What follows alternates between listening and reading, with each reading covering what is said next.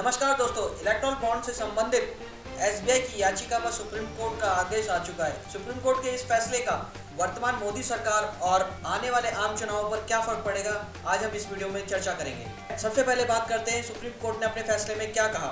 Erectile bond की जानकारी देने से जुड़े केस में स्टेट बैंक ऑफ इंडिया की याचिका पर सोमवार को सुप्रीम कोर्ट ने सुनवाई करते हुए करीब 40 मिनट में ही अपना फैसला सुना दिया। जबकि एसबीआई ने कोर्ट में कहा कि इलेक्ट्रल बॉन्ड से जुड़ी जानकारी देने में हमें कोई दिक्कत नहीं है, लेकिन इसके लिए हमें कुछ समय चाहिए। एसबीआई के इस जवाब पर चीफ जस्टिस डीवाई चंद्रचूड़ ने पूछा, पिछली सुनवाई 15 फरवरी से अब तक 26 दिनों में आपने क्या किया।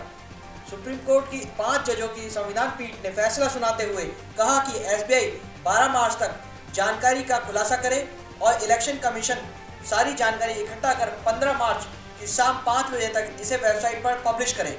पास जो इन्फॉर्मेशन कोर्ट ने मांगी थी उनके पास है कि किसने बॉन्ड्स परचेज करे उसके डिटेल्स और किसने बॉन्ड्स वो एनकैश करे उसके डिटेल्स, ये सब स्टेट बैंक के पास है और वो कल शाम तक ये सारी डिटेल्स इलेक्शन कमीशन को दे दें और उसके बाद इलेक्शन कमीशन 15 तारीख तक, इसी महीने की 15 तारीख तक वो सारे डिटेल्स अपने वेबसाइट पर पब्लिश कर दे। सुप्रीम कोर्ट का आदेश ऐसे समय आया है जब इलेक्शन कमीशन किसी भी वक्त चुनावों की तारीखों का ऐलान कर सकता है। ऐसे में राजनीति के जानकारों की माने तो इस फैसले ने वर्तमान सरकार के सामने दिक्कतें खड़ी कर दी हैं। उनका कहना है कि एसबीआई के पीछे तो एक तरह से मोदी सरकार ही तो खड़ी है।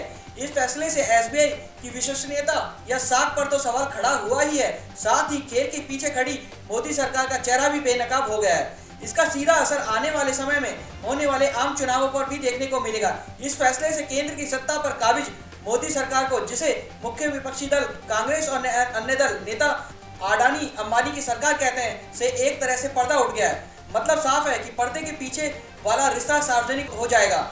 यहाँ यह बात बता दें कि इसका असर सबसे ज्यादा नुकसान बीजेपी को ही उठाना पड़ेगा, किंतु सबसे ज्यादा दूसरे नंबर पर चंदा लेने वाली टीएमसी के लिए भी राह थोड़ी मुश्किल जरूर होगी। गोदी मीडिया और उसके एंकर्स द्वारा जो सरकार के पक्ष में माहौल तैयार किया जा रहा था, उसकी भी इस फैसले के क्रियान्वित होते ही हवा निकल जाएगी, क्योंकि इससे ईमानदारी का चोला भी उतर जाएगा। सरकार ने किस एवज में पैसा लिया है, उसका दानदाताओं को किस किस रूप में लाभ पहुंचाया गया है, इससे सार्वजनिक हो जाएगा। यह एक फैसला जहां मोदी सरकार के गले की फांस बन चुका है, वहीं इसके बाद एनडीए के घटक दल भी अब अपना दामन बचाने की कोशिश में जुट जाएंगे। पंजाब में अकाली दल, महाराष्ट्र में अजीत पवार वाली एनसीपी, एकनाथ शिंदे गुट वाली शिवसेना, उड़ीसा में नवीन पटनायक की बीजेडी, तमिलनाडु में चंद्रबाबू नायडू आदि नेताओं को एक बार फिर बीजेपी या मोदी के साथ जाने से पहले सोचना पड़ेगा, क्योंकि लोकसभा चुनाव 2024 में उन्हें भी जनता का सामना करना पड़ेगा। चुनाव आयुक्त अरुण गोयल का इस्तीफा भी अब मोदी सरकार के लिए और बड़ा सिरदर्द बनकर उभरेगा। अरुण गोयल मुख्य चुनाव आयुक्त बनने की कतार में थे, क्योंकि मौजूदा सीईसी राजीव कुमार फरवरी 2025 में रिटायर होने वाले हैं। गोयल ने 21 नवंबर 2022 को चुनाव आयुक्त का पद संभाला था और इसके बाद चुनाव से ठीक पहले उन्होंने अपना इस्तीफा दे दिया। इस फैसले के नजरिए से भी अरुण गोयल के इस्तीफे को देखा जाएगा, क्योंकि जिस चुनाव आयुक्त को लाने का मामला सुप्रीम कोर्ट तक पहुंच गया और उसके खिलाफ आए सुप्रीम कोर्ट के आदेश तक को पीएम मोदी ने संसद में कानून लाकर बदल दिया, उसी चुनाव आयुक्त ने आम चुनाव से ठीक पहले क्यों इस्तीफा दिया। यह सवाल उठना लाजमी है कि मोदी सरकार ऐसा किस बात के लिए दबाव बना रही थी कि चुनाव आयुक्त ने इस्तीफा देकर अपने को इससे अलग करने ही बेहतर समझा।